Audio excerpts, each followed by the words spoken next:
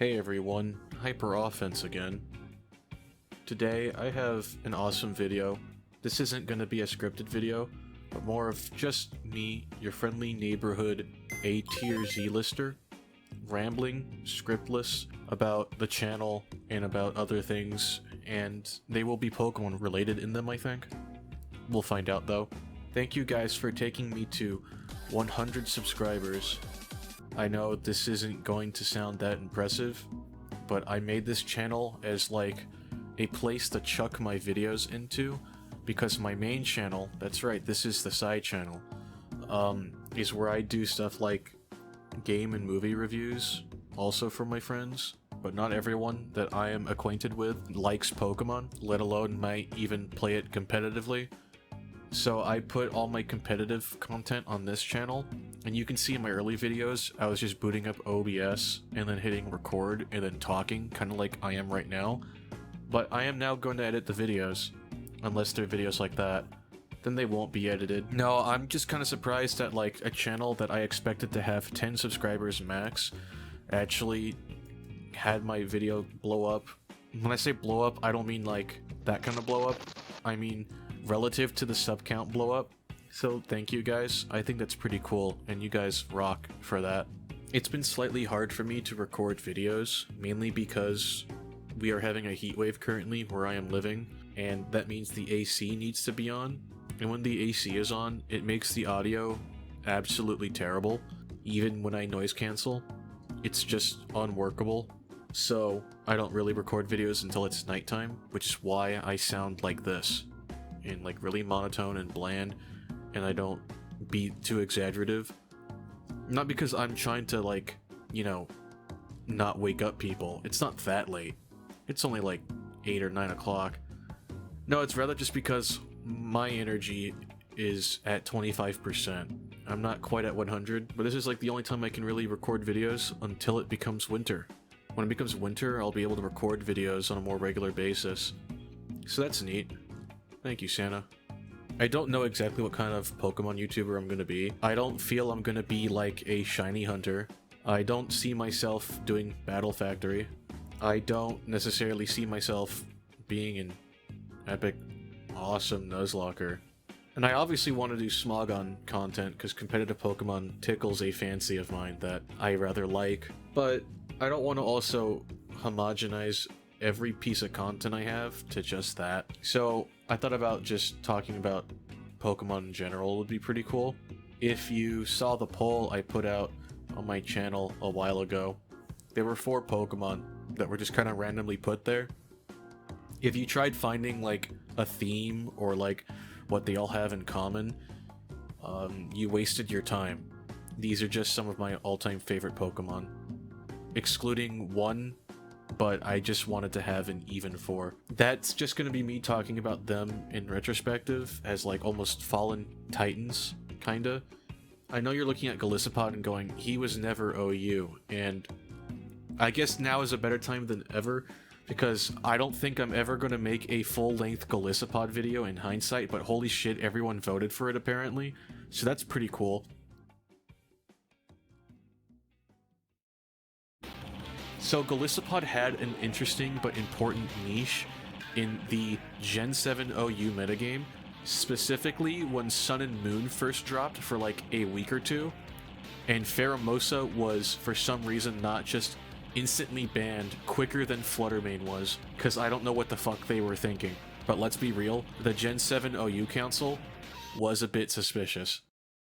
So when Pheromosa was running around, one of the things that it didn't have, you know, because it had literally everything else, was priority. It had frail defenses, so if you wanted to take care of Pheromosa, one of the best ways to do it was to hit it with, like, for example, an Extreme Speed, or to hit it with something like Sucker Punch, because it had no priority. It was completely dead in the water if you were able to move first, which is why a lot of Pheromosa players wound up playing stuff like Webs, or would play, like, fucking Quiver Dance. But one of the most obviously consistent ways of dealing with priority absolutely killing Pheromosa was Tapu Lele. Now, Tapu Lele was contender for this is the freest mon ever before we realized Coco was that much more dangerous because it was only 2 weeks in Please Forgive Us.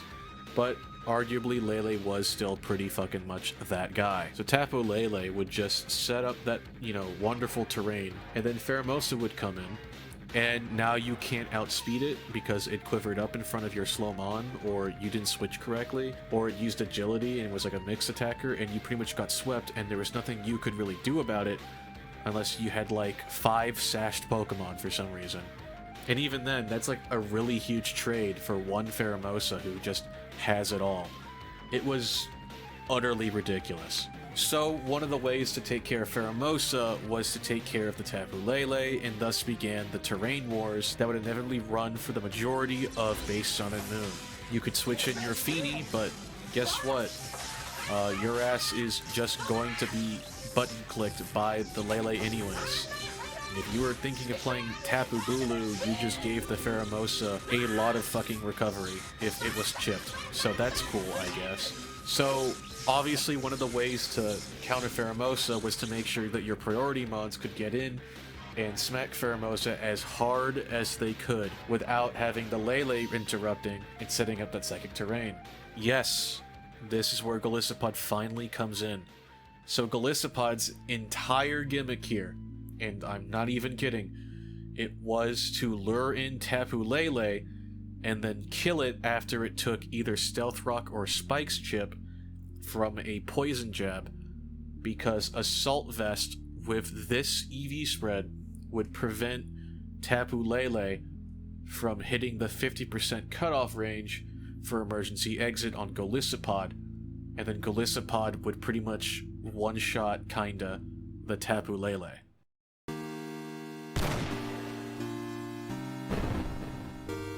I know that is a very specific niche, and it very clearly did not last long at all, but that was a cool thing that I helped kind of do.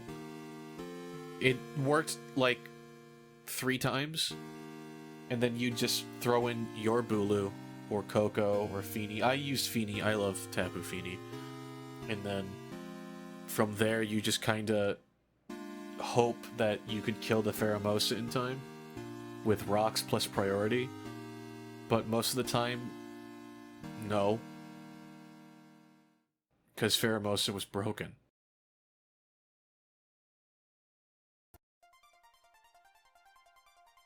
There are a multitude of other Pokemon I want to talk about. Golisopod, that was like probably the only opportunity I'd ever have to talk about Golisopod. So, like, Magnezone is one of my all-time favorites, because I just love Magnezone for some reason. I love Starmie. It's one of my favorite Pokemon of all time, ever. Scizor I've loved ever since I was a kid. And then, you know, there's, like, Heracross. Did you know that it costs this much to pay for the plushie on the second-hand market because the Poke Center won't restock the old Sitting Cuties? What the fuck? And maybe I'll make full-on dedicated videos for them, because they had more than 2 weeks of relevancy. So, that's something that might happen.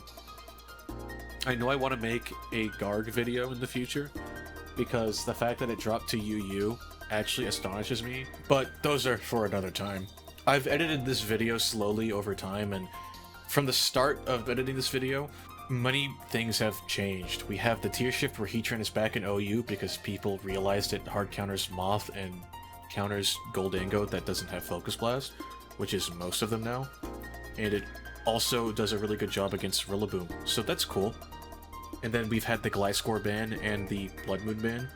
The Blood Moon ban I've been on the train for a while. I am so glad that it immediately got nuked as much as it did. But when it comes to Gliscor, I'm still pretty mixed about it, and I understand why it had to go. I just feel Gold should have been tested first, and then Gliscor immediately after. Like, there's no doubt Gliscor should have been tested, but I'd like for it to be tested without Gold, instead of, you know, with Gold. But that's beside the point.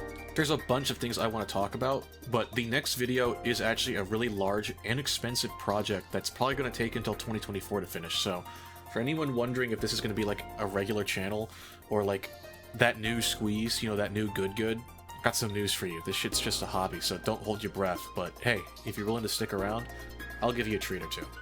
Thanks for watching, everybody. I'm gonna go now, like, I don't know, probably homework.